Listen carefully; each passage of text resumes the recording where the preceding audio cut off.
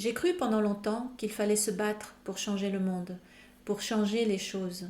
J'ai cru qu'il suffisait de dire et d'expliquer les choses pour que les choses changent, pour donner envie aux gens de changer quelque chose dans leur vie.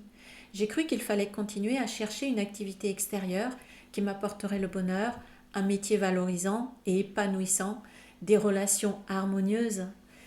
Le temps et l'expérience m'ont montré que tout ça, ce ne sont que des chimères.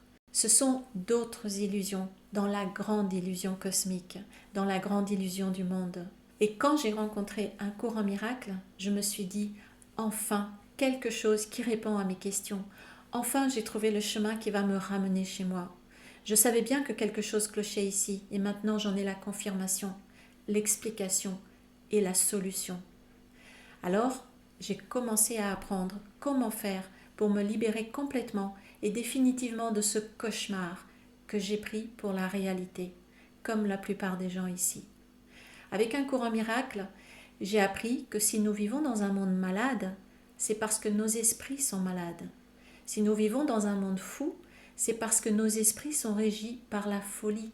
Si nous vivons dans un monde cruel et sans pitié, c'est parce qu'au fond de chacun de nous se cache un système de pensée cruel et sans pitié. Et tout ce qui se passe ici, dans le monde, vient de ce système de pensée qui se cache en nous. Ce système de pensée est la chose la plus horrible qui existe, ou plutôt qu'il semble exister, parce qu'il est aussi une illusion. En soi, il n'est pas un problème.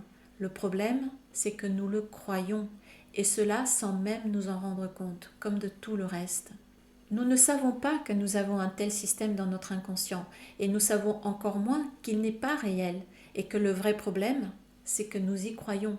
C'est le seul vrai problème, c'est le seul problème. Tout cela se déroule au fond de notre esprit, à notre insu, et nous croyons être libres.